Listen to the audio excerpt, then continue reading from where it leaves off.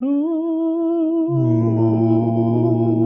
river, wider than a mile, I'll be crossing you in style someday.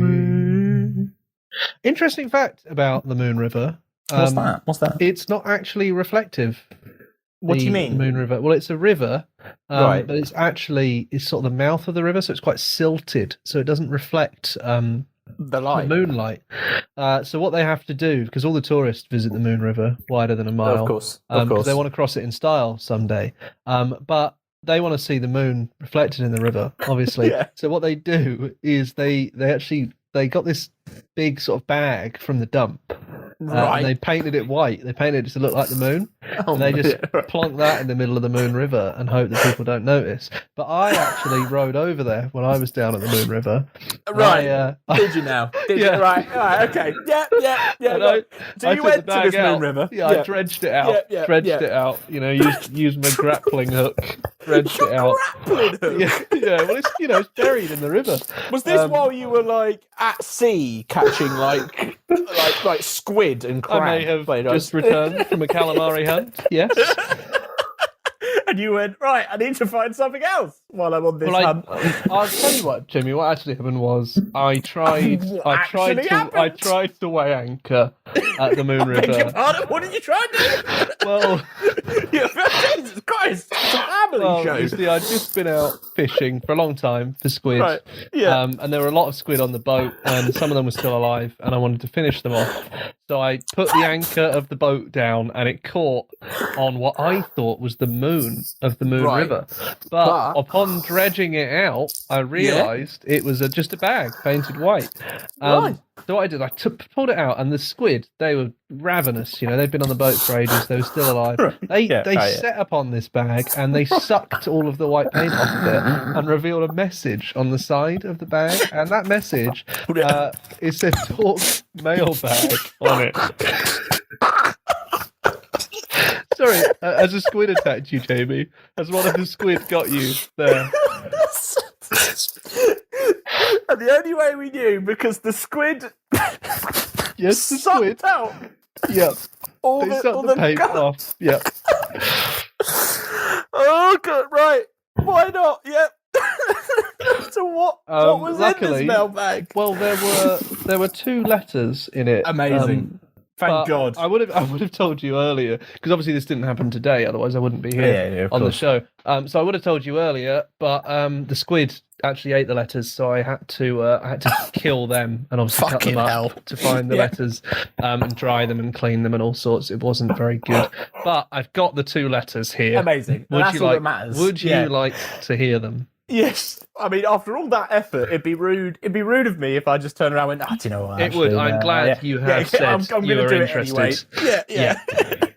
What's our first letter in the Dork mailbag this week? Pete from Lewisham says, Ooh, hello. "Hi, Dork. Why don't you play more elderly people on the show?" Wow.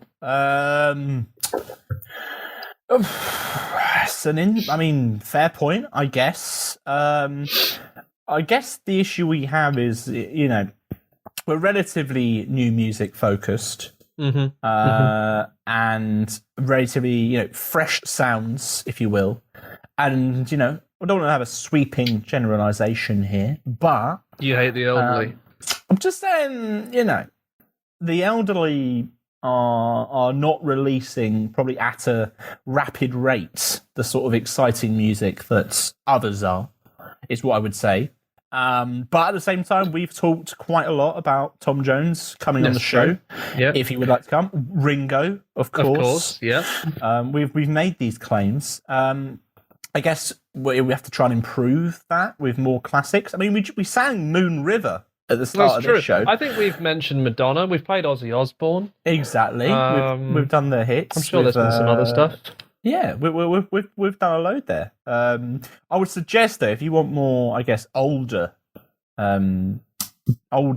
music, if you will, I'd recommend going elsewhere, to be frank with you. Radio 2, maybe. Yeah, although there's I actual will stations say, for it. I will say that our age may be skewed somewhat by the amount we play Sports Team. I don't want to reveal any secrets, but Alex Rice is not the young whippersnapper he makes out to be.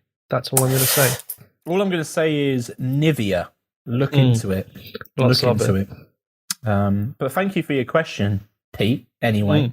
Yes, thank you, Pete. Maybe next time, just email it.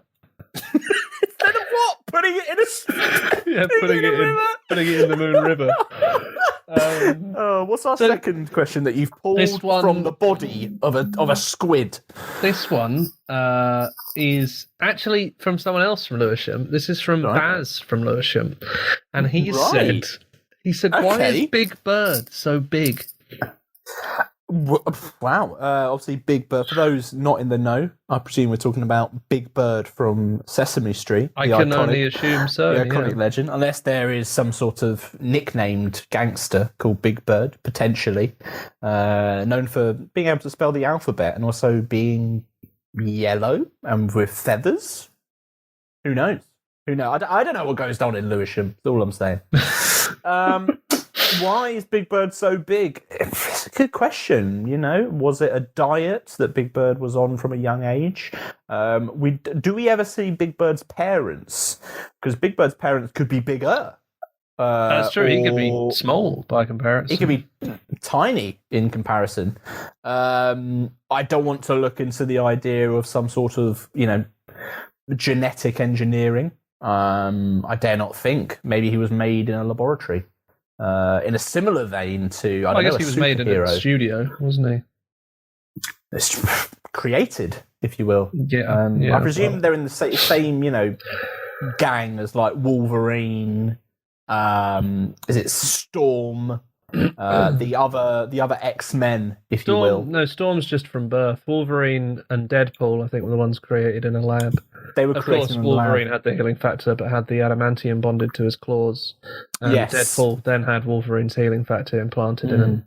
Wolverine, of course, known as Knife Hands when I was younger. Just called him Knife Hands. Snippy fingers. Get in trouble for that. I presume maybe created in the same sort of vortex. We don't know. We'll look into the backstory for you. What annoys me about Big Bird? What annoys you about Big Bird? So Jim Henson created the Muppets, right? Of which the Sesame Street characters iconic are Muppets. Yes. If you look at the vast majority of the core Muppets and the core Sesame Streeters, they're of a similar size.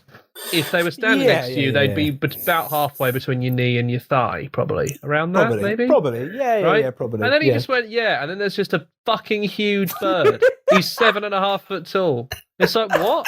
How are you going to make a puppet like that? No, it won't be a puppet. This one will just be a bloke in a suit. So, but all the other ones are puppets, Jim. Yeah, don't want to do another puppet. Want a huge bird. Want it to be horrifying. I want all the other Muppets to look tiny next to its grotesque feet. And they just went, we'll make him one of the main characters. Cheers, mate. Well, you couldn't not make him one of the main characters at that point. It's so big. Just you'd have to be like... Who's that big fucker at the back? Not a main character. Don't worry about it. You have to bring Big Bird forward. Because there's what are their names? The two old blokes in the Muppets. What the old cranky men in the proper proper Muppets, the Proppets, if you will. Isn't it Statler and Waldorf? Yeah, I believe. So they are people, right?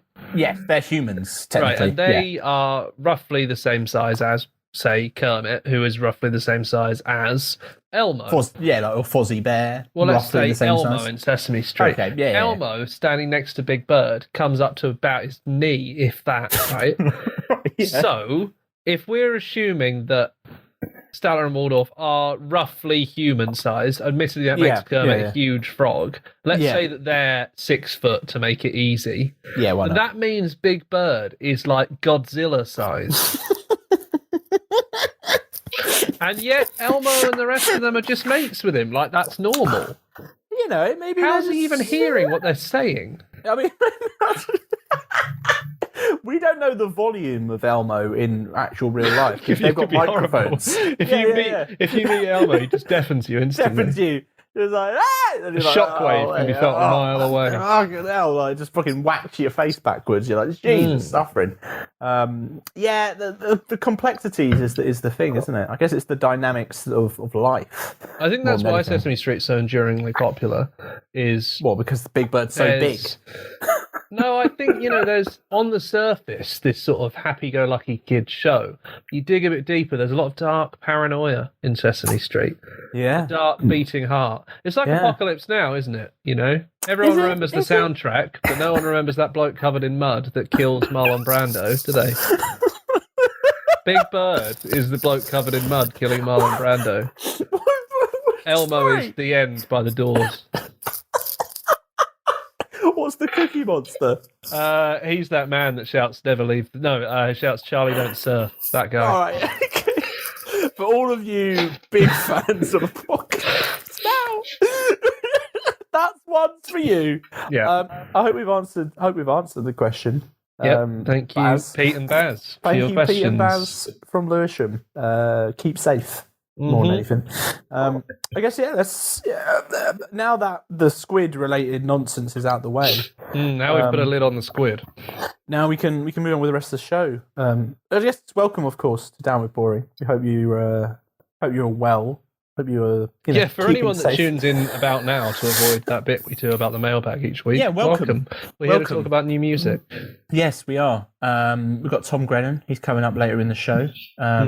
We're having some laughs, having some fun, having some good times. We hope. Maybe. Well, I'm sure it'll be fine.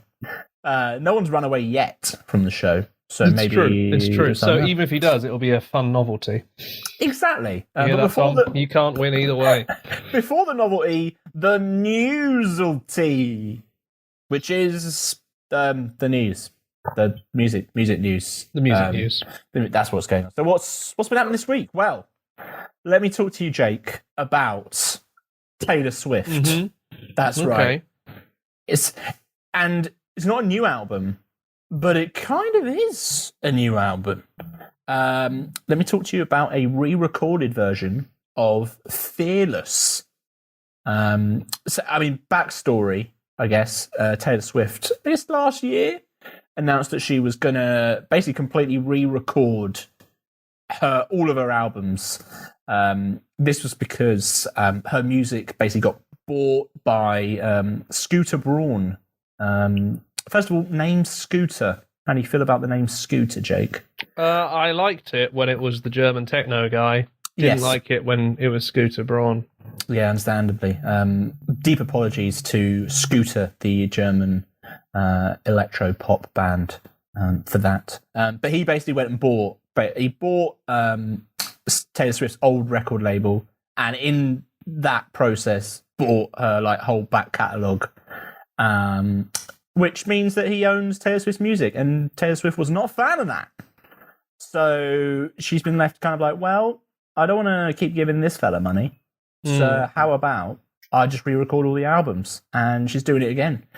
Fearless is coming up. This is unique, I guess, in music, in that these aren't reimaginings, remixes. No. They are basically 100% faithful to the original. Obviously, they are a little bit different, but this is just like a more ethical way of listening to those albums you enjoy. Exactly. I also think the fun side effect of this is that obviously a lot of this music was before Taylor Swift was the absolute megastar that she is today. So I think it is a good excuse for people that haven't listened to this stuff. It's in the news again. You go, oh, I never really listened to that album. So and back you go. I think it's weird that it's gonna do as well as I imagine it will, but I imagine these albums are going to do incredibly well, despite having already been available for years, for many years. And so she started off re-recording everything, and it started. I guess the first music of these re-recordings is a new version of Love Story, which is very nice. It's very nice. The heads, if you will, have been sitting, listening. What's the difference? What's been changed? It's basically just a more beefed up version of the original. It sounds pretty good. So let's have a listen shall we? This is the new Taylor version of Love Story. In my head, I don't know what to think. He knelt to the ground and pulled out a ring and said, "Marry me, Juliet. You never have to be alone. I love you, and that's all I really know." I talked to your dad, go pick out a white dress. It's a love story, baby. Just say yes.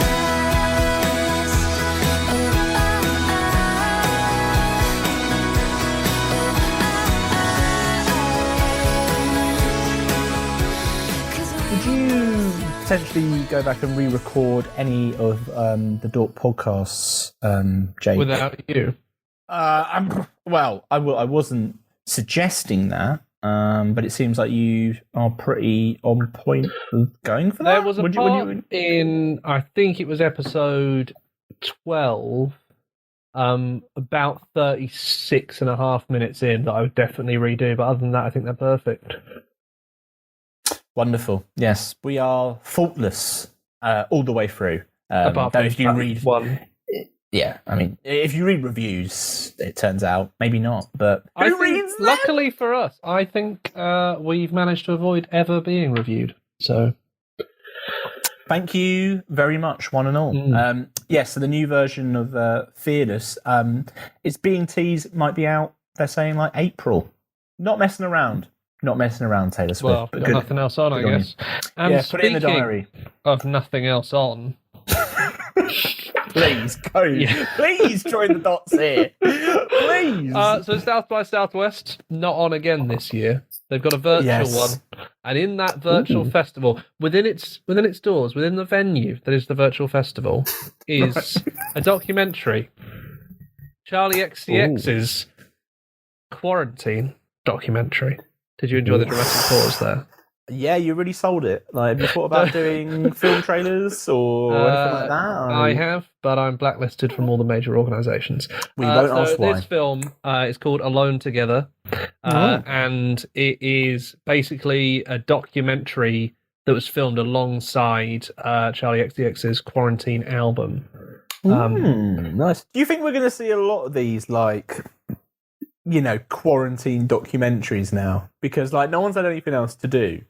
And you can guarantee a lot of people have gone, I'm going to, film and document my I think it depends how well they do. I think with Charlie XCX, it's one of those, like with the Taylor Swift album, where it's an artist with a dedicated enough fan base that, like, people are going to watch that in large numbers. Whereas I feel like a lot of bands, even if they did quite well with an album or they've got quite a big profile, they don't have the dedicated fan base to watch, an hour and a half or 2 hours about the making of an album, which is only 45 minutes long in itself. Yeah, that's very true. That's very true. And I guess as well, Charlie's got, I guess Charlie was, the first real quarantine album? There's been a few since, we've talked about them on the show. But yeah, I think so. It was definitely the first one, the first lockdown album that was specifically about the situation we were in, wasn't it? Yeah. So I'm intrigued to see. I'll intrigued to see what it's all about, how it all came together. It was a very quick turnaround for the album, and is a cracker of an album. So yeah, count me interested. And does that mean we'll be at South by Southwest? Like, even though, I guess, virtually, but we'll be there, won't we? That counts, I guess right? so. Tick it off the list. Been to Austin. Easy. I'll bring the sun cream. Please do. We'll lather. Should we listen to a Charlie XCX track? Yeah, what I'm hoping is that this documentary will shed some light on some things, and I'll be sitting there watching it and I'll say, oh my god, I finally understand by Charlie XCX. And now we're sticking close, and I understand that maybe I love you bad, 'cause lately you finally understand that maybe this feeling that I found might kill me, put right in the ground. I finally understand. My therapist said I hate myself really bad. You tell me it's fine, let me cry and hug it out. That baby, I love you bad, 'cause lately you finally understand that maybe the feeling that I found might kill me, put right in the ground. I won't say that second bit, that was just to cue up the track that just played. Right. Okay. Well, thank God we played it. We would have been stuck here in suspense for years, potentially. Speaking of suspense, have you got any news about cheese? It just so happens that I certainly do. Festival season. We don't know what's going to happen, but we know what one festival is going to do. They're going to milk it for what it's got, and that is cheddar cheese from Glastonbury. They're launching their own cheese, Jake. Their own cheddar cheese. It's going to be available in Co-op stores around the UK. First of all, are you a fan of Co-op as a supermarket? I find it's quite an in-between pricey, spot. but they are a cooperative. So they are an ethical retailer in the way that a lot aren't. Them and Waitrose get to be pricey because their business structure means that they look after their employees or partners well, whereas M&S doesn't get to be pricey because it's just a normal business and, like, you know, come on, lads. Sort it out. Just want to take this moment to say, if anyone from M&S is listening, we are once again open for sponsorship. Marks or Spencer, if you're listening, we will happily turn this discourse around. A lot of people are saying you don't deserve to be as expensive as you are. We can change that. A lot of people. Let's get back. 100% of the sample. Let's get back to the cheese here. Yes, of course. So it's going to be called the Worthy Farm Reserve Cheddar. It's going to be on sale. What are they doing? You know, like, what are they doing? The chance was there, and they fumbled it. But yeah, basically, it's coming out. They've teamed up with another farm in Somerset to create the cheese. And it's coming out. Also, you could maybe win a ticket to the festival when it returns in 2022. A cheesy ticket. Oh, cheesy. When you think of festivals, Jake, do you think of cheese? Is cheese... What connection but I guess, do you feel they do have a large herd of cows, don't they? So yeah, but, in the nicest way. I tell you what, this is a nicer thing for them to do than Worthy Farm steaks. Which would be Glastonbury's back next year. If we've got a few too many cows, let's get rid of a few. Worthy Farm burgers. Suddenly it's a little bit different, I suppose. It's interesting, I guess. Will the cheese become more famous than the festival? Yeah, immediately. I think it's just going to take off. Yeah, just like the sports team beer did, just like that AC/DC wine from a few years ago did. They all did well. Right. The Rolling Stones chocolate. I don't even remember who the Rolling Stones are. Who are they? I just think of them as a chocolate brand. Yeah. Would you take cheese to a festival? I feel like that's a recipe for disaster. I was at Benicassim in 2013, and someone I was camping with left some Gouda out in the sun, and what's your favourite type of cheese, Jake? Do you have a favourite? I don't know. Cheddar's always a classic. Yeah, this is the thing. I think most versatile cheese, you've got to go with a cheddar or a mozzarella. I believe the way you say it is mozzarella. Il Padrino, in the words of Charlie Steen from Shane. Padrino. Quick one, just before we... What's your favourite type of cheese, Jamie? I like a Wensleydale. Oh, yeah. A brie is always quite nice. A camembert, also quite nice. My veins are full with the sound of cholesterol, thanks to the joy of cheese. Quick one, just before we get into some cheesy tracks. Goat or cow milk for you, Jake? I'm actually an oat milk man, for the simple fact that almost all the milk I drink is in coffee, and if you shake oat milk really hard, it's like you're at a barista level coffee house. Whereas if you shake normal cow's milk very hard, it's just the same. Sorry, do you do it just for like the effect? The foam, yeah, just for the foam. Okay, that's it. Okay. And also, you can just buy like 6 at once and put them in the cupboard and they last forever. Whereas if you do that with cow's milk, you basically do get very bad cheese. Starbucks are a trembling. With the news of the cheese coming from Glastonbury, should we get a bit cheesy, Jake? we get Sounds some, good to me. Well, I was some thinking we could cheese? get cheesy and also maybe sort our transport for Glastonbury. Right. What do you think? I don't know. Are we walking or coach? I imagine there's probably be a few people we want to take. So yeah, we take a bus. We take the Vengabus, I'd say, because the thing about the Vengabus is it likes to party. The Vengaboys is coming and everybody's jumping. New York to San Francisco, an intercity disco. The wheels of steel are turning and traffic lights are burning. So if you like to party, get on and move your body.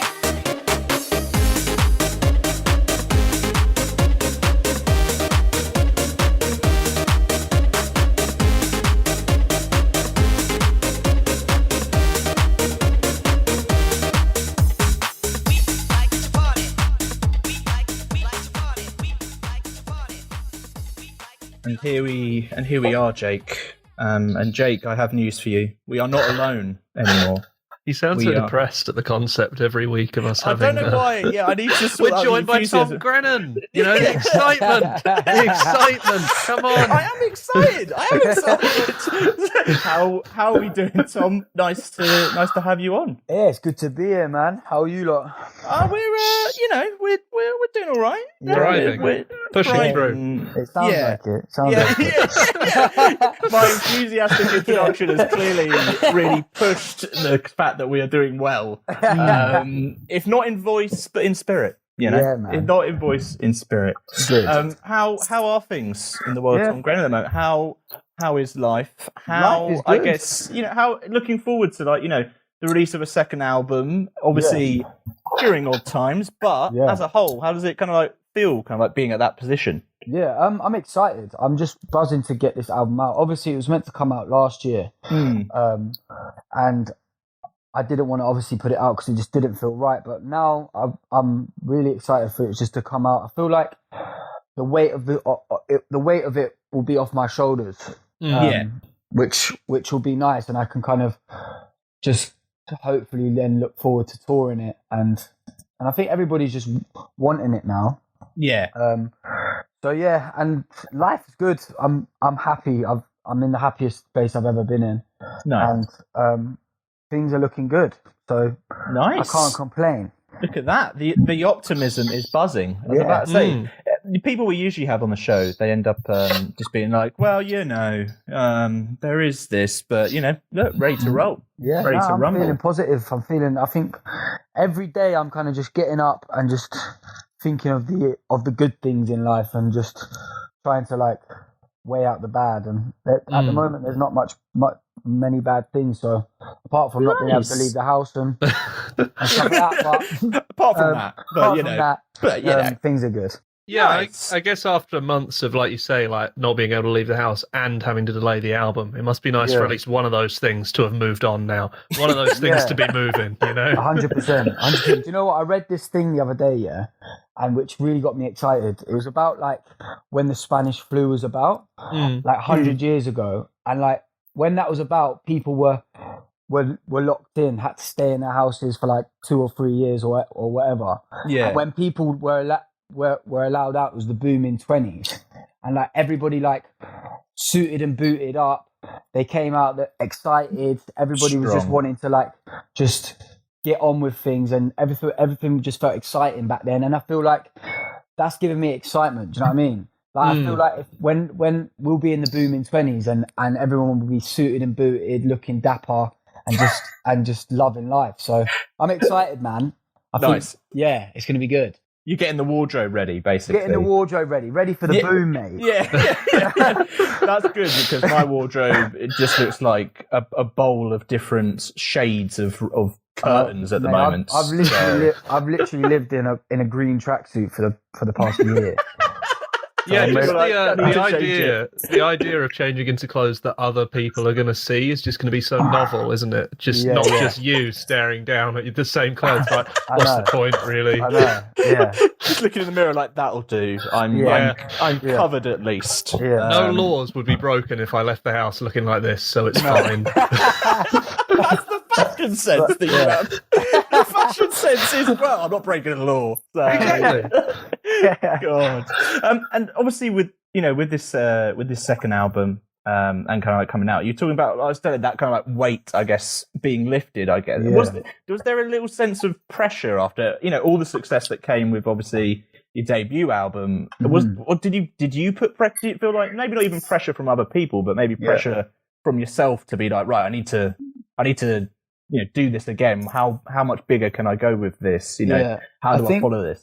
For me, this feels like my debut album. Strangely, my first album, I kind of was learning on the job of it, and when I was writing it, I didn't really know what I was writing about. Yeah, even though that like the songs mean something to everybody else in their own way. For me, like they do have their meanings, but they don't have like such a meaning as like this album does. And I feel with this album, it's all about how I kind of was in a relationship, and and it's all about me. It's not a breakup album, but it is a breakup album, and it's kind of set. It's not one of those ones where it's like, oh, poor me, everybody feels sorry for me. It's kind of like, actually, I fucked up in this relationship, and I'm trying to say sorry. I'm also trying to say that I've made mistakes and I'm human, and I'm trying to like say that I'm a better man now for it. Even though that I lost someone that I really loved during that whole time, in that relationship, I didn't actually love myself, and I needed to love myself before I could love anybody else. And I think when I then had that whole thing of what I could write about, the whole pressure went off me, because when I was going into this second album, I was like, shit, I've just got to write songs like I did the first album, and the pressure was on me, because I was like, am I going to do that again? But now that I've written these songs that actually mean something and actually have a story and actually, actually like paint a picture of what I was like and what that relationship was like, and that pressure completely left, and that's when I feel like my art definitely improved, and I've definitely matured, and my work has matured, and I just feel like finally I'm an artist now, and I can actually say that I've grown into an artist and not just like a blagger. Yeah, you know what I mean? You're not like, how did I get away with this? I wonder when we'll get there, Jamie. I mean, we'll never get there. This is the problem, my friend.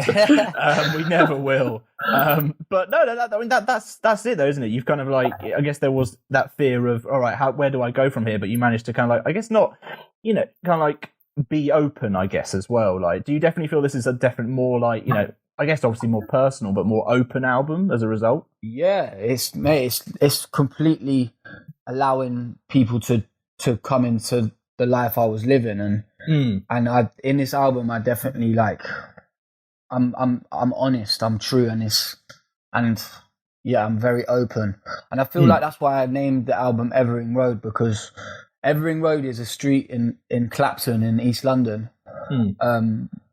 Which I lived on in this relationship, and that house that I lived in was just full of like love. It was full of heartbreak and just full of redemption too. And it's like I say, it's the most honest I've ever been with lyrics, and also like I knew what I wanted it to sound like too. So I knew what I wanted to do. I knew what I wanted, and yeah. I'm just buzzing, man. It's the best work I've ever done, and I feel like I say, this is my debut album. I feel like I'm finally here. Do you know what I mean? Yeah. You're like, this is the beginning of like, my career now. This is it. I've got it kind of set. Yeah. Nice. And I guess that was like, did you take inspiration, I guess, from, like you say, that kind of like, I guess like few years kind of like up to now as well, where everything's happened, and kind of like, playing these shows, being in front of so many people, like everything that kind of like happened to you. Like, do you think you've obviously taken inspiration from that, but are there like moments where you can look back and be like, that was ridiculous. Like, how on earth did that happen? The whole journey's ridiculous. It's just crazy. and I don't know why it happened to me, but it has, and it's just, and it is all crazy. Like, from the moment I did like my start off was and like when I was fully introduced into like the music world was through Chase and Status, and and like 6 months before that, I played in Finsbury Park pub. That's where I got signed. Ooh. And in front of like, I don't know, 20 people. And like 6 months later, I was playing in Finsbury Park with Chase and Status in front of like 70,000 people. Did you go back to the pub afterwards, after the gig, the I show? presume? Nah, I didn't. Oh, that's the Hollywood film. I have been back to that pub since, man. But Nice. all of it is just a mad, like, it's just a mad time. And I just feel like, especially with this album now coming out, and when this lockdown is over and we can tour again, I feel like it's gonna go even madder. So You're just warming up. It feels like you're just taking this time to like warm up. Basically, you're just basically, stretching. man, You're like just getting fit, getting the voice, getting fit. Doing the runs. Everyone else will be stepping out, blinking into the sunlight, and Tom will be there in a three-piece suit, like ready the to Walking go. Dead. Yeah. You're like on the back of a bus, just roaming around, being like, right, so we ready now? Or come on For now, sure. what's happening? Play the game. Nice. Yeah. And do you have like, I guess like goals and kind of like aims kind of like still, you know, like you say with Yeah. this, like having this, you know, album together, like you say, it feels like, you know, almost a new beginning, that debut all over again. Like, do you definitely feel like this time as well has given you, I mean, I guess obviously an appreciation, but a kind of vision of like, right, do you know what? I want to go do this now. I want to go and do something like that. Like, I want to be the biggest artist in the world if I could be. Do you know what I mean? I want go for it. I want to be like, I want to be a level. Do you know what I mean? Like, I'm not here to play games anymore. I'm not here to like mess about. Like I tell you what, when I first went on tour and did tours and I brought my mates with me and stuff like that. It was like we were doing, and we were just getting fucked up as well. And we were having a good time. Do you know what I mean? Whereas now, like, it won't be that. I'm proper like, I need to focus, and I want to like, I just want to be the biggest I can possibly be, and I ain't got time to mess around anymore, really. And nice. And I've just got my head screwed on now. Nice. No more distractions. No more distractions, man. Definitely. No more distractions. That's basically what has held me and Jake down, obviously. The distractions. Yeah. We are a distraction. Personified. I mean, unfortunately, it's very, very true. Jesus Christ. I don't think anyone wants to see us on tour, so I think we're probably fine. I think you've got that covered, Tom, to be honest. I think, you know, out of the two, if there's a choice, I feel like you're going to win. We'll do it together, boys. That's it. Yeah, I mean, we I'm can up for that. support you. Like, don't get me wrong. I mean, I don't know what our act would be. Think about how good you would look after an hour of us beforehand. Exactly. In comparison. Exactly. The audience to be like, wow, I knew he was good, but like, this is incredible. In comparison, have you seen the shit that was on before? Look, we're here to Make help. you look good, boys. We're there. What we'll do is we'll listen to one such new track right now, and then we'll be back with some more. So this is A Little Bit of Love by Tom Grennan. I need a little love, just like the air I'm breathing. These open wounds ain't healing. Try to find my way back to you 'cause I need it. A little bit of love, a little bit of love, a little bit of love, a little bit of love. I tried to fly but I use my wings too soon. Now everything I'm thinking of you. I tried a million times to call you lose. Lovely track. Great strings on that, can I just say? You know, thanks. that's nice. Went for it. I presume you played every single one of them. Played every single one with my teeth. A new way of doing it. Just like, you know, we're grafting here. We've got to make sure it's all right. This is now part of the show where some previous guests have said this is the worst part of the show. Some previous guests say this is the mediocre part of the show. So we're hoping that you can find a balance. Yeah. People aren't kind to us, Tom. This is the problem. No, they sound like they're not. We appreciate. Well, maybe you'll you've got our realise back. why. You know. Yeah. We're gonna, we thought who better to kind of, guide us through. You're a well-mannered young man. You know your way around the world. A gentleman. I try to be. Try to be.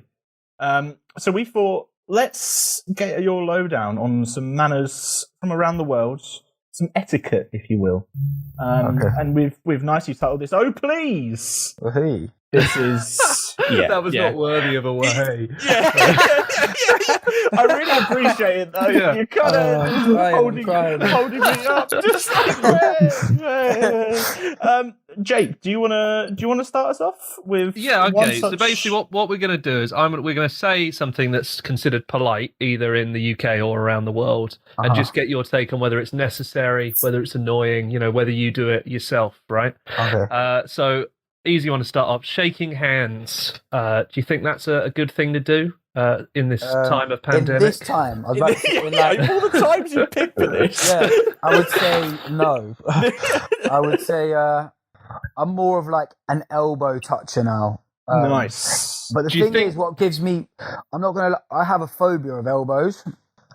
So, Right. Okay. You're going to need to explain this. Yeah. So I don't know where it come from, but when I was younger, I think I hit my funny bone really, really bad. I think that's where it stemmed from. Ooh, And it's like a traumatic injury. I can't actually like touch the inside of my elbow. It's rank. I hate that. What? Yeah, I hate that so much. And like if someone sticks their like elbow out, I feel physically sick. So like, And you've decided that instead of shaking hands, just touch I know, elbows then. but this is like this new thing that everybody's doing, like with the elbow. So I'm Maybe you'll get over it. Maybe this will help. Well, it is helping, but I'm still cringing at it. Do you know what I mean? So like every time someone sticks their elbow out, I stick mine out, but I have to shut my eyes and just quickly like have a little touch, and it's like, you know what I mean? Just a little. Yeah. Of all the moments for this to happen as well, everyone's like, "Oh yeah, should we touch elbows now?" You're like, "No." I'm why?" not sure. I'm not sure if Tom likes me. Every time I meet him, he screams directly into my face. I'm not Shuts sure his why. eyes. Yeah, I know, there's no eye contact anymore at all. It's just like, and it's a turn of the head as well, like they smell. Yeah. Like, oh, it's nice to meet you too. I guess. Yeah. I guess. Yeah, but I would Jesus. say shaking hands is probably not a good thing right now. No. But do you No. think you'll go back to it afterwards? Do you think it doesn't sound like you're going to stick with the elbows? No, I'm not No. sticking with the elbows. When we get the go to, we can go. I can be like, yeah, all right, then sound. Yeah. We can shake hands again. It's a polite move. It is a polite move. It's a nice play. Yeah. I've got one now from this is from Germany, but I guess it also, it covers. I just want to say we Googled and just took everything we read at face value. So if anyone is listening from any of these countries that we reference and it's not true, we apologise. Yeah, and let us blame know. Google. Let not us us. know, please. Apparently, so in Germany, but I guess around the world as well, eating food with your hands, right? Yeah. Obviously, there are acceptable elements, like a pizza, some chips, maybe. Yeah. But in Germany, no food eating with hands. Yeah. They're not a fan of that. It's a little bit offensive. Really? Yeah, apparently. Do you enjoy eating food with your hands? I do. Do you find is there like a crossover when it's a little bit rude? Does it depend on the food? If basically? I was in like a posh restaurant or something like that, Yeah. I would still go for my hands. Yeah, with chips, something like chips. I Like- just don't even think about No, using but I'm cutlery. like, curry, I'm I going was with going to curry. a curry, I'm going in with, Dripping with through my your hand. fingers. Yeah, like I'll get like a nice chapati and Well, like that makes more go sense. Yeah. Yeah. and just get it up with my hands always. But if I was eating like a spaghetti bolognese with my hands, I'd be thinking, mate, you have lost the plot. Do you know what I mean? Yeah, that's a bit too far as the spaghetti drips through your fingers and you're Yeah. like, yeah, maybe this is too far. You Yeah. look up and the chandelier and the finely dressed ladies and gentlemen all looking at you in the middle of Mayfair may look and be like, I would do it just to make a point anyway. Like, I'd be like, I'm in your house now, and I'm definitely going to eat with my fucking hands. 100%. Just willfully offending, just for fun. Just doing it. Throwing the cutlery out the window as it's handed to you. I love that. Have you met Tom? He does enjoy eating with his hands. So if you're going to go anywhere, just make sure. It is easy though, man. Yeah, you know what I mean? Yeah. That's kind of what they're designed for, isn't it? Evolution has led to, you know. Yeah. Our hands aren't forks or spoons, are they? They're hands. So let's just dive on in. Not really sure what the point is there. Because forks and spoons are exclusively used for eating food. So. I wouldn't say it's rude though. No, I wouldn't say it's rude. No, exactly. Got to do. Jake, what next are you thinking? Back to a more general one. If you're in the park, keeping your dog on a lead, do you think it's good sort of polite to other people to keep your dog on a lead, or do you think you should let them roam free? I have a dog. Oh, very nice indeed. And my dog, his name's Marmite. He's a legend. Tremendous. Good name. What kind of dog are we talking? What sort of size? Well, I got told he'd be like a small dog. I got him from Classic. What is he, about 10 foot tall? Mate, he's an absolute horse. He's a Romanian like rescue dog. I got him from Romania. Nice. And so got him, and if I was walking with him, I would keep him on the lead. I would let him off the lead if it was like safe to. Say if there wasn't any kids about, like he's cool. Do you know what I mean? But I wouldn't trust any dog around kids really. Just randomly, you never know. Yeah, you need friendly ones if they're big. You know, that's a lot of power. That's what I mean. So I kind of like if I know that there's no like danger about or anything like that, then I'll let my dog off the lead 100%. But if somebody says to me, "Can you put your dog on a lead?" I will say, "Yeah, of course." Yeah, fair enough. That's a good. You know, it's polite. Good manners there. I love the juxtaposition here between like, can you please eat that with a knife and fork? No, get fucked. Like, can you put your dog on a lead? Oh, of course. I'm so sorry. Let me go back on this, please. But some people are scared of dogs, man. Do you know what I mean? Like, it's true. And as a man who's scared of elbows, if you saw someone whose elbow wasn't on a lead, would you say, could you... elbow on a lead? Yeah, I would be like running away from that. Can you put your Please, elbow cover your elbows. For God's sake. Come on, have some respect. How do people not like this part of the podcast, by the way? Some people just don't have any joy in their hearts, you know? Really? Boring. We'll take that. We'll put it on a poster. But we move on to this is one if you're on like a train or a bus, speaking loudly on your mobile phone. Yeah. I am that guy. I'm not gonna lie. Yeah. I am that guy. I'm quite a loud person as it goes anyway. I'm definitely that person. I'm actually that person who, like, I always get told off by my mates and that. Like, I'd have my feet on the seats as well. And I'm that guy. Like, you're that guy. Nightmare train customer. Nightmare train customer. Don't get on a train or a bus. With Tom, everybody will hear my conversation on a train. Just and the thing is, if the conversation is an exciting one, I get even more excited. So like, I'm like to the person next to me, listen to this, putting it on loudspeaker. You know what I mean? If there's a lesson here, it's that everyone needs to buy tickets to see Tom so he can travel by limousine for the rest of his life. So you don't have to get on these buses anymore. They love it. I'd make a train journey exciting, man. I'm not sure I want my train journey to be exciting, to be honest. Everywhere's a stage. 100%. Everywhere's a stage, you know? Everywhere's a stage. If there's somewhere to show off, I'm doing it. I rate it. Oh, God. Jake, what else? So this one, apparently in Mexico, it is rude. If you're invited, so if someone invites you around and says, oh, get to mine at like 8 o'clock, it's rude to arrive on time. You should arrive about 30 minutes late. So, like, in general, are you a punctual person, or would this suit you? I wasn't a punctual person until, like, my manager you were paid to be. Until like my manager drilled it into me, like, people are offended when you're late. And I was like, really? And then I kind of got the concept of why it's pretty rude to be late. So I do understand it. Like, I would say be on time always. Yeah. And if you can be earlier, be early. Just it makes the person who you're meeting just like appreciate you more, I'd say. Yeah. But to a party, I'm not turning up on time. Yeah, no one. Because if you turn up to a party on time, you're standing there talking to people that you don't really know or don't really like, and you're like, oh. It's like if you went to the pub and your mates weren't there, so you were forced to sit at a table of strangers and just chat with them. It's the same. Yeah. You're like, look, I'm just waiting for someone else. I just got here early. I'm really sorry. Whenever you have a party as well, it's always the people that you don't want to be like, the people you kind of invited like peripheral, like you're not that good friends, and they turn up at like 7 p.m. and you're like, oh no. Yeah, I don't need this. Yeah, 100%. That's it. Unless obviously, so you could fit, in Mexico, you can tell your manager, look, I'm just being polite. Yeah. If anything. You can always pass that on to him. I'm sure he'd understand. 100. We've got another one here. This one is from Greece. Okay. And apparently, it's offensive. Mm-hmm. Any signal that involves showing your open palm.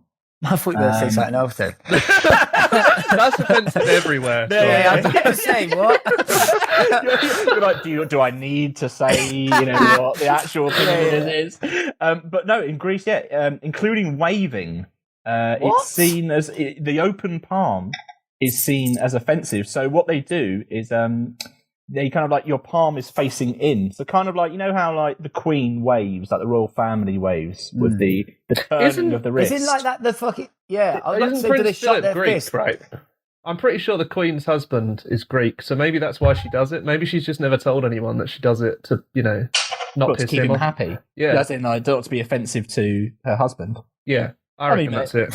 I reckon we cracked it. Possibly. So they don't show their palm when they wave? Yeah, no. Do they keep an open hand? Well, I guess if you're doing the royal family wave, you're almost like crinkling your palm up, aren't you? It's like you're ashamed of your own hand. Yeah. You're like, don't look at my hand, but still acknowledge the movement, I guess. It could be seen as calling someone a wanker like that as well, though, isn't it? Yeah, if you go too far the other way. Too far the other way, yeah. Oh, look, he's saying hello. Oh, wait, hold on a minute. Oh, don't worry. It's just a thing. He doesn't want to be offensive. Yeah, no, I'd say that's a weird one. I'm not into that one. Yeah, I'll definitely have that in thought if I ever go to Greece. See, this is it. We're just helping out. How you doing? Oh shit! yeah. And you'll remember back to this very chat, and you'll be like, "Well, thank God someone was there." Jake, have you got any more for us? I have. Yes. Moving back to the UK. What do you think about this weird thing we all have about saying sorry for just like everything? Like, is that good manners? Like, do you do that? If you bump into someone, you say sorry, even though obviously not your fault, or like just always apologising. I think everybody does that, don't they? Yeah, it's a very odd situation. It is kind. Sometimes, like, I would be like, "Why am I saying sorry?" Yeah. Like you say sorry. Say if I've dropped something on the floor and it's like 10 meters like away from someone, I'll still look at them and go, "Oh, sorry about that." And like they just look at me like, "What? Why are you saying sorry?" And then I'll be like, "Why am I saying sorry?" Like you say sorry if you want to get someone's attention that you don't know. Like if you're trying to get past someone, you're like, "Oh, sorry." It's like, what? Sorry, I'm just like fucking move out of my way. When you're like on the bus and you're like, "Oh, can I get off here? Sorry." Yeah. It's like, no, it's just a bus stop, isn't it? It's like, why are you apologising? Yeah. It's just that's the norm. It's an interesting one. That is an interesting one. I find if you speak to anyone who's not from the UK, it's a very odd... Well, the French do it. They're like, pardon. Yeah, that's course. true. Although, that is I guess the thing is, if someone actually did it in the UK and it sounded like they were actually sorry, you'd be really confused. Yeah. You know what I mean? Like, it's you almost want to have like... a chat with them, like, it's all right, man. Exactly. Like, so it's almost okay. like trying to get across to people not from the UK. It's like, no, you're meant to say it, but you're meant to sound really insincere when you say it. Like, we have one more, our final one, which is which is, I guess, again, a worldwide kind of like, pointing, finger pointing. Yeah. Is it rude to point at someone? Yeah. In India, in particular, they encourage you to point with your whole hand or thumb instead of a How finger. awkward. So you're kind of like thumbing. It's like flicking a fishing rod. Yeah, you're like, oh, him over there. Yeah. And you're like yanking your elbow back and everything. Yeah.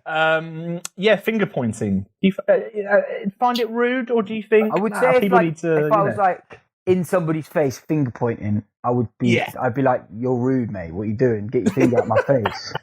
But if I was like showing someone directions, going, oh, it's over there, and pointing with my finger, and they kicked off, and they like, kicked whoa, off, whoa, like, whoa, mate, you asked me for directions. Do you know what I mean? And you're like, oh, sorry, and then you do the thumbing movement. You do the sorry again. Yeah, exactly. Sorry to give you directions, even though you've asked for them. Yeah. And then you wave them goodbye like you would in Greece, obviously, with the fingers clenching in, famously. It's never good if you get pointed at, like if you're just sitting somewhere and someone in the distance points at you. That's always terrifying, isn't it? That is. You look up to see if there's a sniper around or something like that. You turn around and there's just a finger pointing. Just like, oh, Jesus Christ. Yeah. God. I hear what you're saying. I feel uncomfortable if someone's pointing at me. Yeah. Do you have that when people maybe spot you somewhere, fans spot you? Yeah, I run over to them. If I see it, I'm like, hey, yeah, it's me. You confront the point. Still at that level where you're like, finally, thank God, someone. Finally, thank God. It's me. It is me. Yeah. Turns out they were just giving someone directions. Yeah, I know. Yeah. Oh God, sensational. Context is the most important thing with your finger pointing. Yeah, 100. Unfortunately, that comes to the end of our time together. That was fun. Mr. Grennan. Oh, wicked! I like that. It's been a lovely ride. Thank you very much. Evering Road is out March the 5th. March the 5th. Everyone can pre-order it now. Pre-order it. That's all I'm saying. Let's go.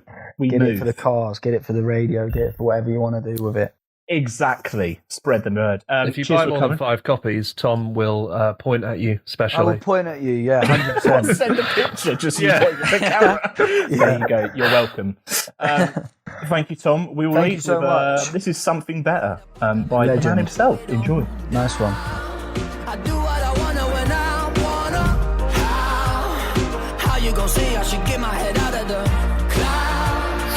There ain't nobody that's bringing me down. I know what I want, it's as clear as the day. Yeah. So nobody try wipe the smile off my face now. Give it a go, you might just like the taste. They're telling me I should be giving it up, but honestly I don't think I'll ever find something better.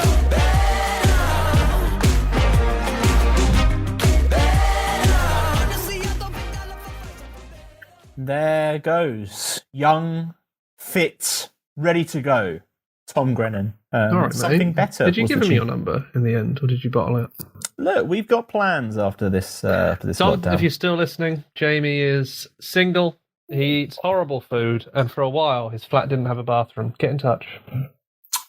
We have a bathroom now. Well, there you go. Sways you. I can shower. Can is a weird word to use there. New music, everyone. It's been another cracking week. Physically capable of showering. It's been another belter of a week. New music, fun, games, frivolity, and we've got some select favourites. Shall I start things off, Jake? I've got one locked, loaded, ready to go. Please to fire away. Put me out of my misery with some new music. I certainly can. Let me talk to you about Claud, a favourite here on the show. Claude Van Damme. Yep. Exactly that. Claude, the musician. Sorry. That'll be correct. They have released their debut album, Super Monster, which is out today as well. We would obviously be delving into that, but we have another album coming that we're going to talk about. You'll have to wait and see what that is. Right. This is why if they all just got together and based it all around the podcast, all I'm saying is, Claude, if you're listening, if you had messaged us, we would have said, not this week, mate. not great. But we had a week a few weeks back where you could have slotted in like a breeze, like a cool sea breeze on a hot summer's day.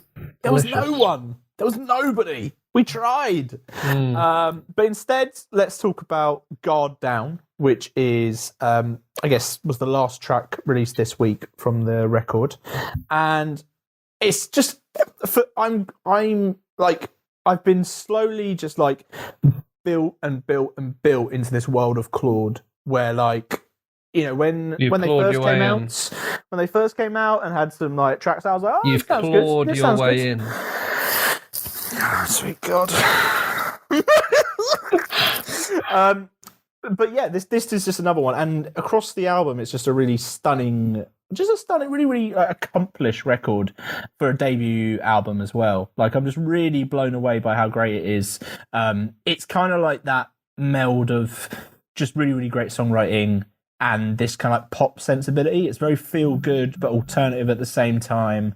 And God Down, yeah, it's another shining example of that. Really, really blown away by this album. And yeah, any other week we'll be talking about that. But alas, again, schedules, please. For the love of God. It is a great album, though. Yeah, I mean, when I first heard, I can't remember which track it was I heard first, but I was like, oh, this is quite interesting. But yeah, sitting down and listening to this album now, I think it's crazy that this is a debut, I think. And I think you're seeing as well, like, there's a bunch of these artists, I guess, coming up that are, again, I hate using this because it feels like a very lazy term, but like bedroom pop, if we give it a very loose kind of definition. And I feel like we're yet like to have those artists. You have by the bed. That's exactly it. And just like that, I reach over in my time of need. I grasp it. It's cold. It's cool. It's ready to go. Oh, it's cold and it's cool. Impressive. I go, and then I take a sip, and it's smooth sailing. It's sweet, and it's also hearty. And that, ladies and gentlemen, is Claud, and this debut album. Really, really like it. Would you agree, Jake? It feels like Did you would. just describe a can of Coke as hearty? Yeah. Like a skew with chunks in it. It's full-bodied, isn't it? Is it? You know, it's a unit. It's built. You know, unit. It's tonk. Is that what you're saying? It's very tonk. That's exactly what I'm trying to say. Do you think the pressure? Just a quick one on Claud. Obviously, it's the first record out on Phoebe Bridgers' new label, Satisfactory, and I just wanted to point out it's great that it's this one. Really, yeah, I do think big move. You can tell it's good because the headline hasn't been that it's the first release to be put out on Phoebe Bridgers' label. You know, it's not when people are going like, "Oh, what's the news hook? What's the hook here? Oh yeah, that'll do." It's genuinely just a great album, and then if you dig a bit deeper, it's like, "Oh right, that's cool. It's just a cool little add-on." Yeah, a nice little extra, a nice little water to your tap, if you will. So let's have a listen. This is Guard Down by Claud.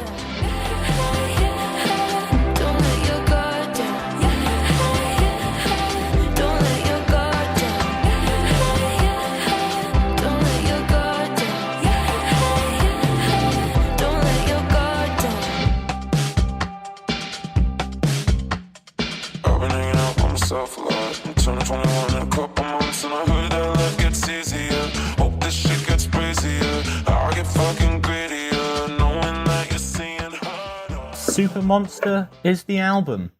We've already talked about some super monsters today, am I right, Yeah, Jake? Big Bird like, haunts my dreams. Big Bird singing in the dead It's of too night. big.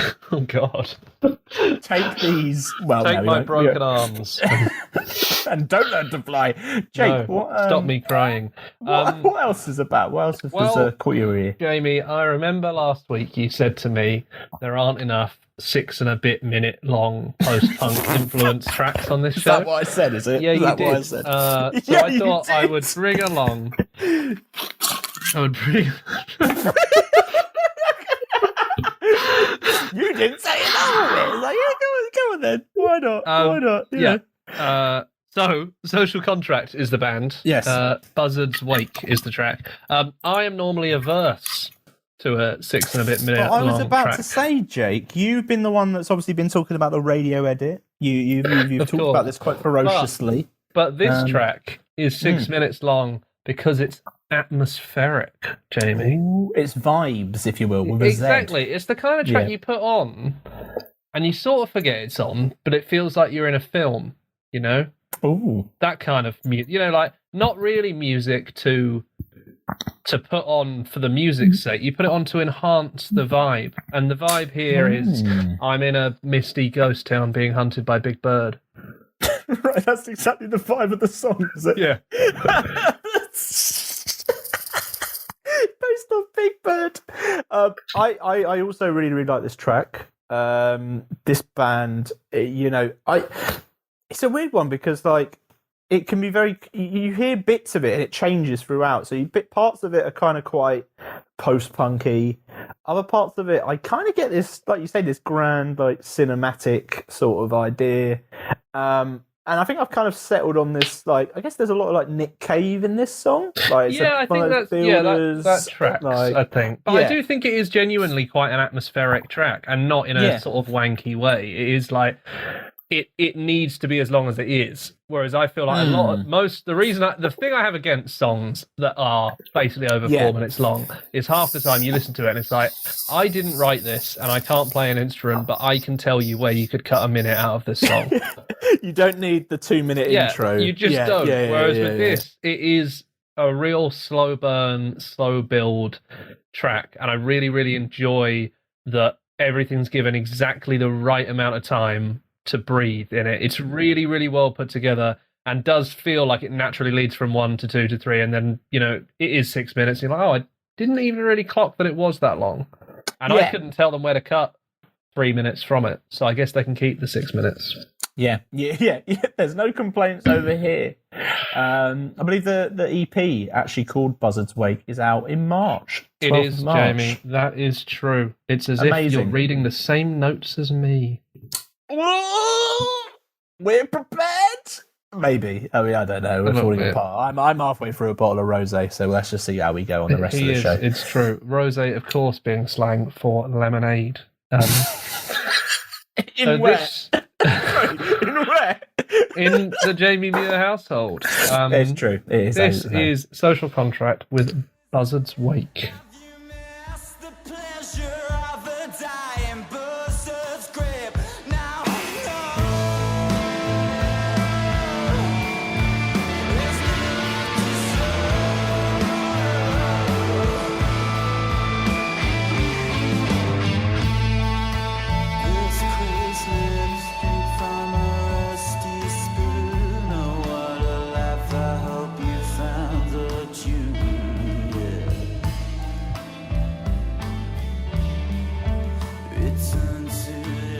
Social Contract. Sign me up, Jake. Well, that's the thing with the social contract. We are already signed up. It's a leading philosophical theory, which explains why we should be moral, Jamie. Yeah, well, I don't know. I believe the main proponent of the social contract theory was John Locke, a Scottish philosopher. Isn't he the comedian? Oh, that's Sean. Sorry, Sean Locke. Yes, John Sean, the comedian. Jay Sean. Sean baby, Paul. Are you down? Tell you what's not down. With boring. Abbie Ozard has dropped a brand new track. I cannot believe you said downloads, and then you've moved into a track called Breakdown, and you couldn't think of that as a pun. No. I'm going to be honest. I thought, we had to go up and down, around and round. You do the okey cokey, and sometimes you do turn around. And I turned around into this, Jake, which is Breakdowns, the new track from Abbie Ozard. We've talked about Abbie a bit on the show before. Big fans of Abbie Ozard, and got a new EP out called Let's Play Pretend, which has kind of got a bunch of the tracks that she's released over the past year, so stuff like TV Queen, True Romance, and what they've always shown is like this kind of like, I don't know, like very fizzy indie pop sound, like just really, really great songwriting, just wrapped into these like condensed like bangers, basically. And Breakdowns as the kind of like last track on that EP is something like quite different. Like it does take a step kind of like away from that in a lot of ways. Like it's obviously still rooted in it, but there's this kind of like whirl of sounds that's all going on there, and it kind of feels like she's making a statement of like, look, I can go wherever I want with this, and it will still be in this sound, and it will be me. And I think it's just a really exciting way to cap off that EP, and a very exciting way to kind of like point to the future, I guess, for Abbie Ozard. And yeah, just a real barrel of fun, if you will. It is. Yeah. It is a real barrel of fun. You can obviously read more about Abbie Ozard in this month's new magazine, which is out now. We should probably plug Dork magazine, to clarify. Yeah. Our magazine. Don't read about it in another one. Here we go. Turf war. Hey, you got to back yourself, haven't you? It's true. It's out now. Head to the website. Head to the website for more. But very excited to see what comes next for Abbie Ozard. And I think if she keeps going in this direction, like it's just going to be a very, very fun next year. Few years, I reckon, for Abbie. Yeah, so. I'm just enjoying all these sort of, as you said, that kind of bedroom pop scene. I'm enjoying seeing all of the different artists in it move out. They sort of started at the same point and they've all moved out in different directions.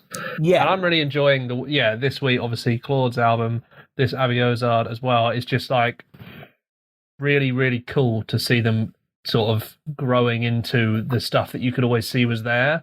Yeah. And sort of confidently own it. And I think this track, especially from Abbie, it's one of those ones where you listen to it and you're like, yeah, that's what you've been aiming for. And it's so good to hear it in a fully realised form. You're like, yeah, that's just as good as I thought it would be, basically. Yeah, you're very right about confidence. Like, it does, it feels like she's properly now, like, she's kind of building on this success, and now she's like, right, I can do whatever I want.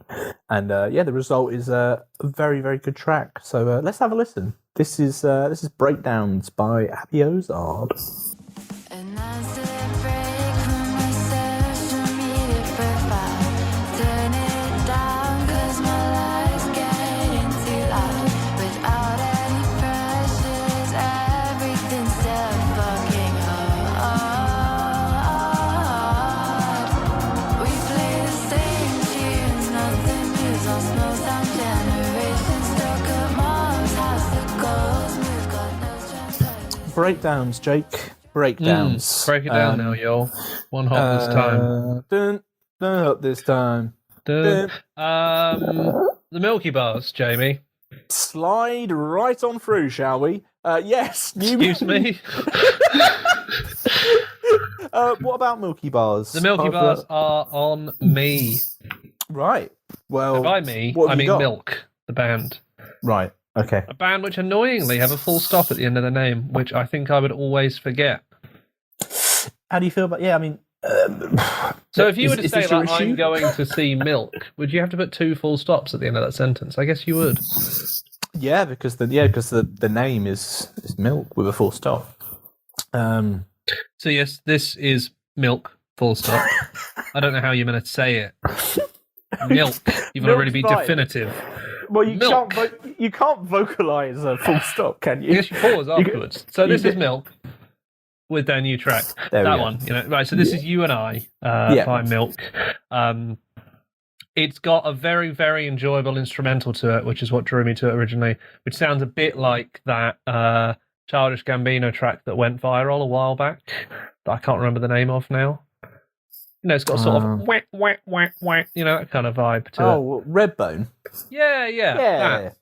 Sort of like a duck if someone put a load of reverb on it. A reverb duck. If Daffy Duck was put in a reverb machine, exactly. You'll have this guitar solo. I really, really, really enjoy that to the point where I think it's my favourite part of the song, and I would happily just listen to that. So on that alone, You and I is getting into my tracks of the week. Nice. So I mean, Milk. it's like a Milk are like I guess they're like a band who've kind of... They are a band, yeah. Thank God we nailed that. They put out a track, I Hate the Way You're Looking at Me lately, I think a few weeks ago, maybe at the end of last year. It was November, I believe. Well, there we go. Time flies when you're having... Anyway, they're just a band who kind of like, I don't know, like really like emerging into their own. Like they've got this very, 1975-esque sound on it, without a doubt. You can definitely see that influence just like front and center, and I think they'd be quite honest about that as well.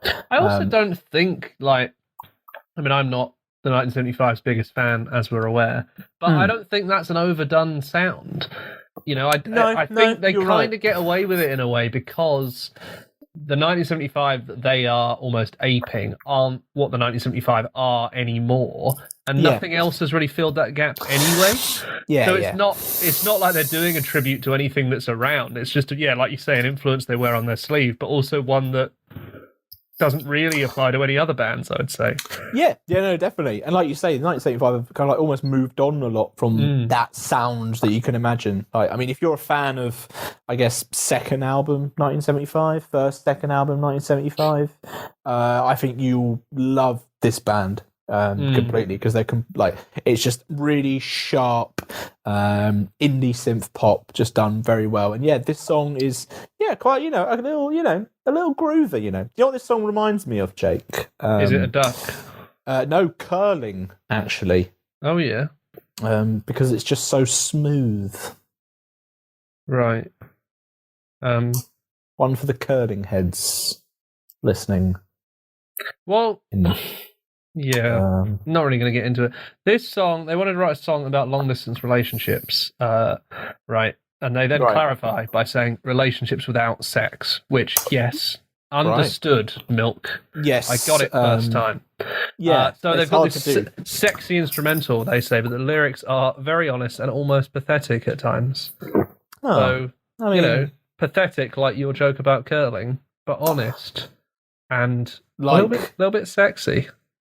Is that my joke about curling still? Oh yeah, a little bit raunchy. All right. Well, get sort the of like brooms Royal out. Blood's new album, Absolute filth. So yeah, it's bit all of over it. pre-Watershed filth. Maybe it's post-Watershed. I don't know at this point. Bit of Probably- blue for the dads. Exactly. Anyway, this is You and I by Milk. Full stop. And I hope I feel at home. People come and go, but yours to lose. And I wanna see you all the time. That's sad. I wanna be here, but you talk so fast. I wanna be there to give you my best. You're So very, from you're you and very I- caught. You're very caught on the From the you full and I stops. to Very- Who Am I? For fuck's sake. Yes, Jake. What is our album of the week then? I don't know. Who am I? For fuck's sake. It's Pale Waves, everyone. It is. We're on to the part of the show. Oh, yeah, our focused album of the week. It is Who Am I by Pale Waves. Long-standing Dork favourites. We could probably have a cup of tea and just sort of stitch together those 2 or 3 times we've spoken about tracks off this album and call it a day. Yeah, we could do, actually. I'm just going to go now, then. Yeah, hold on. all right. I'll see you later. See you later. Yeah. See you later. See you in a bit. Bye. All right.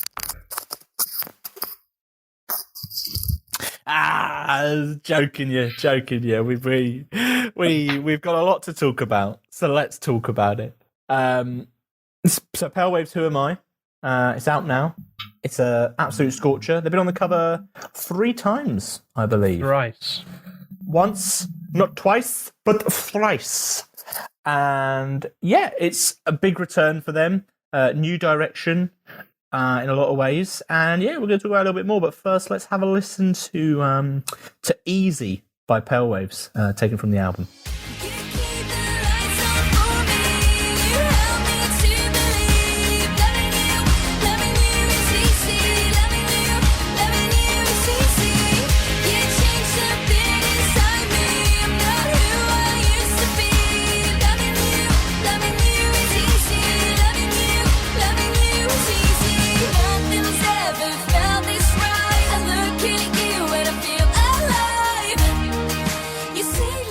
Easy Like a peasy. Sontag Morgan. It is. I guess first of all, Jake, were you a fan of the first Pale Waves album? Because I thought that's a good place to start with this record. Is that journey between first album to second album? The album before. Okay, all right. I mean, it's a start Running on before a fumes start. this week, eh? Running on fumes. What's your opinion of Pale Waves? I guess before this album, and I guess has it changed with this album? I think that Pale Waves, with the first album, were overshadowed a bit by being the other band on Dirty Hit. And at the time, the 1975 were everywhere. Matty was still tweeting. He was. Yeah. So yeah, with the 1975 kind of having a bit of a break, bit of an implosion and a break, as we know. A minor one, nothing bad, just a little bit of a hang on, let's ease off a bit. I feel like there's been more room for hype around this Pale Waves album, and I think they've really benefited from it, because I think going back to that first album, it's actually much better than I remember it. Because at the time, I kind of listened to it a couple of times and went, yeah, it's all right, yeah. And I listened back and I was like, this did really deserve...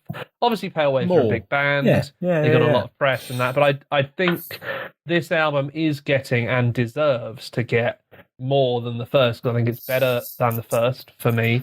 I think it's more evolved. It's more obvious what their sound is. They're a band who are more comfortable with themselves. They've still got that same really thing which I really enjoy, which is... like we were saying about Milk, they have these influences and they're just like, yeah, these are our influences. We're really happy to point at them and to work them in, and we don't feel like we have to pretend we're doing something 100% original that only we've thought of. Because obviously every band is influenced by all the music that came before. So I think the Pale Waves approach is sort of refreshing in a way where it's like, yeah, we really, really love Avril Lavigne.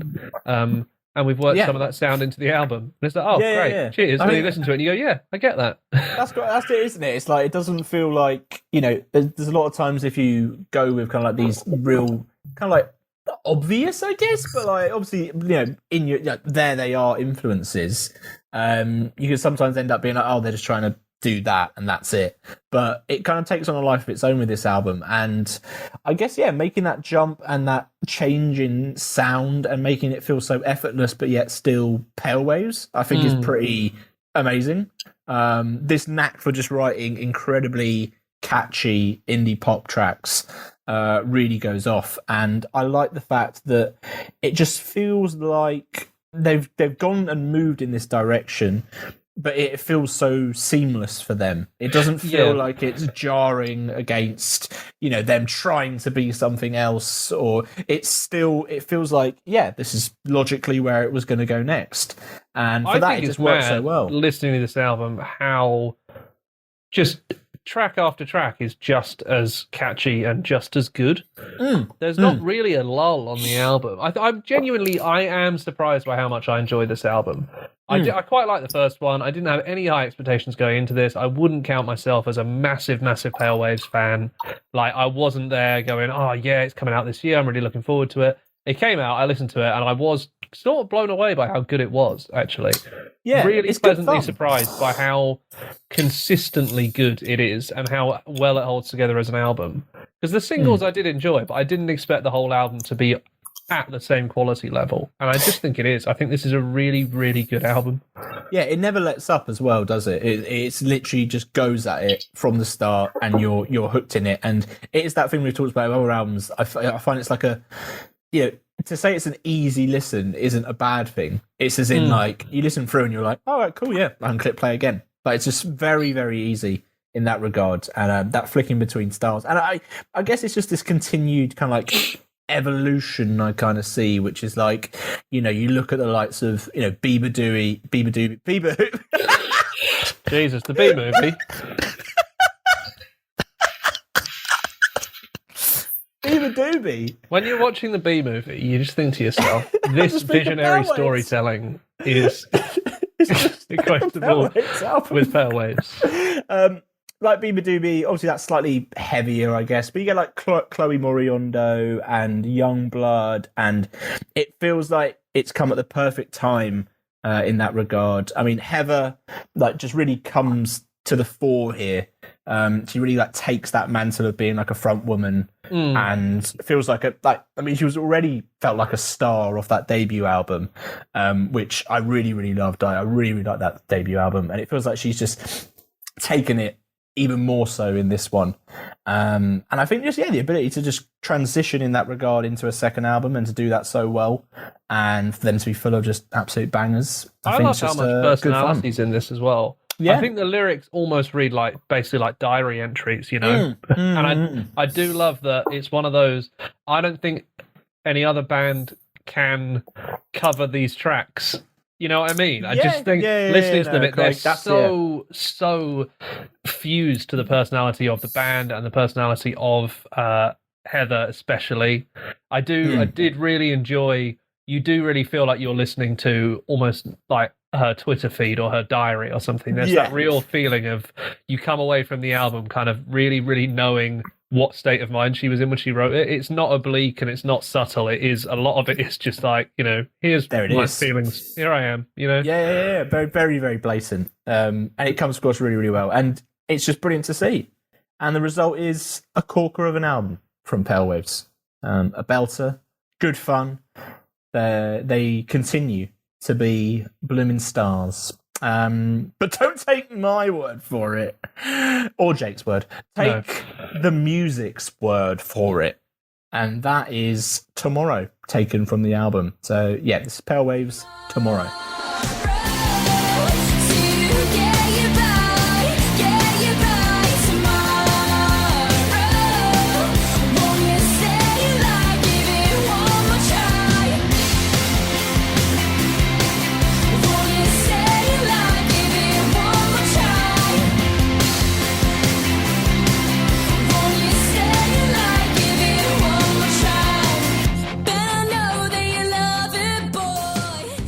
Another seamless transition from you there, Jamie.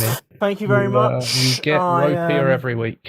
I try and try. Pale Waves, Who Am I? Is out now.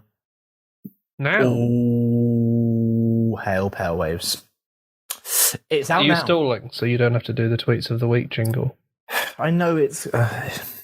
We've only got one this week, so if you could work that in, that would be appreciated. Work it in.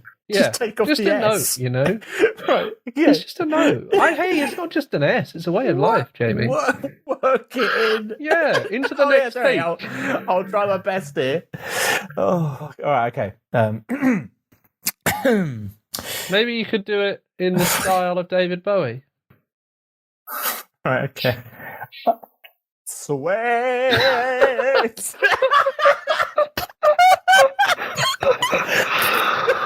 Or maybe you can't. You don't know till you try, eh? Sweat on the way.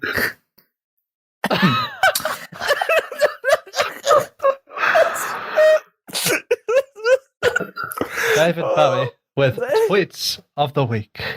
The tweets of the week. That was all right, actually. That was kind of wild as the wind, Bowie. Cut out the rest. Cut out the rest. Perhaps he won't cut out the rest, but here we are. You won't. Tweets of the week. Thank you, David Bowie, the ghost of David Bowie. Thanks for coming along. Secret guest for you all there. Doing the Tweets of the Week. His voice has changed somewhat because he doesn't have corporeal form anymore. If you are the estate of David Bowie, please don't sue us. The tweets, Jamie. If we get taken down, if we get taken down by the estate of David Bowie, I mean, Bowie. Fair way to go, to be honest. It's what we deserve. But less lawsuits, more tweet suits. It's a god-awful small affair for the tweets with the mousy hair. And the tweets are telling her no.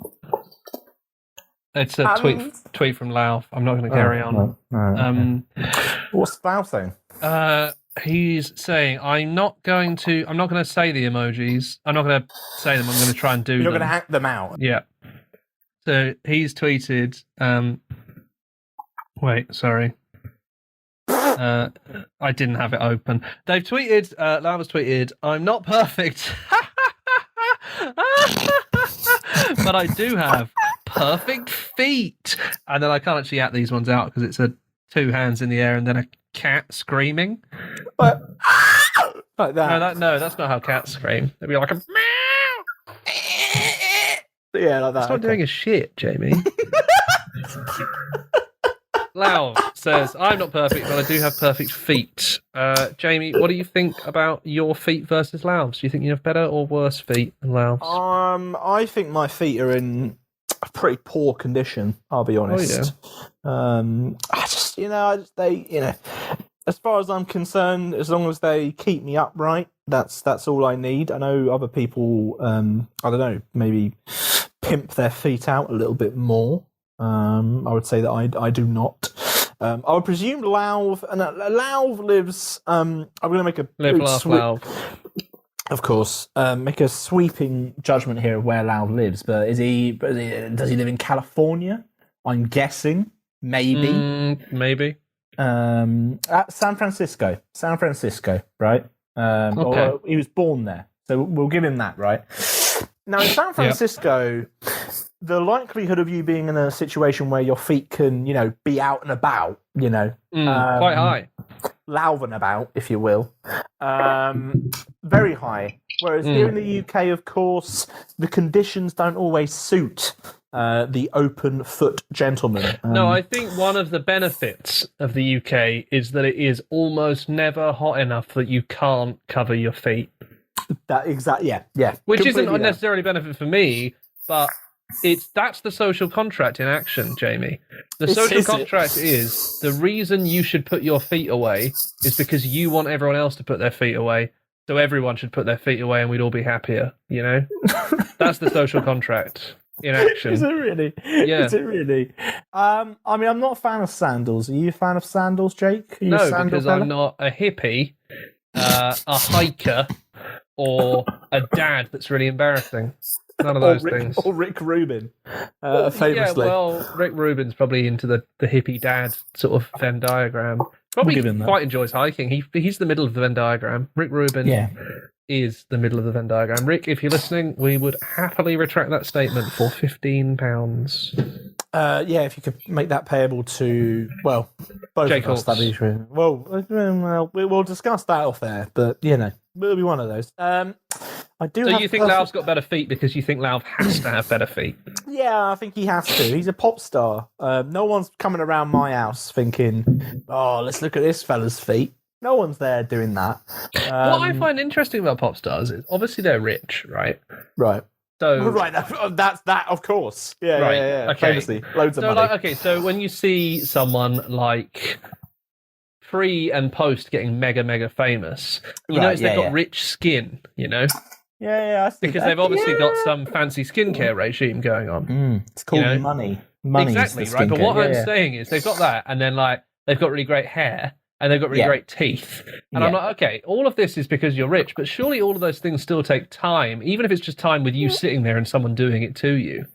So how many hours of every day is spent maintaining that look, Like if I saw some really great celebrity feet, I might think to myself, I really wish my feet were like that. But if someone came over and said I can do that, it would take 4 hours. I would genuinely be like, no, it's not for me. I don't think I've ever looked and been like, oh, I'm really jealous of your feet.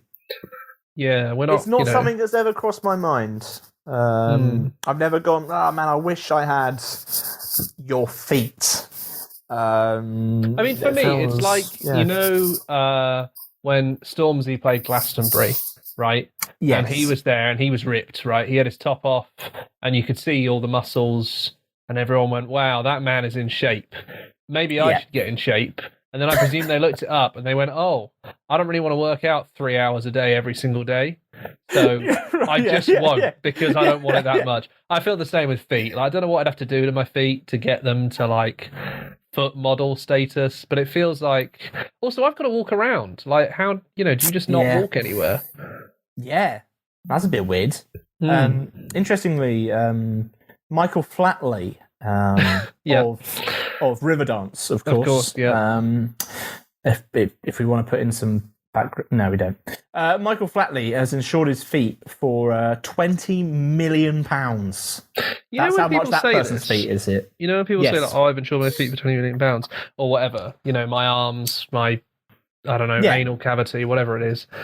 I don't understand what that means, because obviously it means, like, if his feet break or get cut off, or he loses them. Yeah, he gets 20 million. But, like, how much do you have to pay to, like, who does that insurance? Where do you go?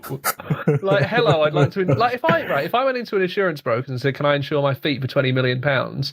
They would be like, no, of course you can't. What does that mean? And I'd be like, I don't know what that means. I mean, like, do you go, oh, sorry, the feet have gone now? Like, what's the price that you pay to ensure that payout at the end? And then what has to be fulfilled for you to get that payout? I don't... Is it... I mean, I guess you have to be up to date with your payments. But what, like, this is what I mean. What's the monthly payment there? I'm guessing it'll be something similar of like a phone contract, maybe like 30 quid a month. No, not for that much money. Surely it's scalable. It'll be like, oh, unless you get it cashed out, depending on if your feet get fucked. So it's like a stock market for your feet. Yeah. So maybe it's like, oh, on this day your feet are worth this much, but you give it another 20 years, your value's gone down, my friend. Must be. He's like, there. Michael Flatley's there with a claw hammer, looking at his feet. Like, I better do it now. They're losing value by the day. But also, like, it's like buying a new car. You know, you buy it for like 20 grand, and then you drive it off the forecourt, and it's immediately worth like 15. That's what Michael Flatley's feet are like. But he sits there. He's got his feet in the footbath. He's like, I can't go to the shop. I could lose 10 grand on my feet. But if you're like on your, like, you know what I mean, if you insure your feet, right, and you're on your deathbed, you're like 105 or something, whatever, right? And you're like, all right, I better cash out now. They're not going to cash out for you, are you? Because they're like, well, like, you're not going to gain anything now, are you? I'm imagining some, like, almost like a car mechanic walking around his feet, like, oh, you've had the cowboys in here, haven't you? Tapping parts of them, like, oh, that's going to have to go. Yeah. You're going to need a new, need a new heel. Right, should we play a track like Lauv and bring this whole sordid affair to a close? Let's get away from his feet and let's get on to his tattoos. More appropriately, his tattoos together. Tattoos together, something to remember. If it's way too soon, fuck it, whatever. Give me shapes and letters. If it's not forever, then at least we'll have tattoos together. I love you. I love you. I love you. Would we get tattoos together, Jake? I would, yeah, I'd get a tattoo with you. What would we get? That's up to you. Leave that with me. I'll ponder that, my friend. Have you got any predictions, Jamie? Fucking hell. Would you say anything if I started speaking like this at all times? It sounds like you're not moving your teeth. Is that correct? Oh, God. Have you got any predictions? This is devolving. Yeah, probably. David Beckham is going to cameo in the new video for Cardi B. This feels like we just spin, like, 3 wheels. Like, you get like Beckham. X is going to Y with Z.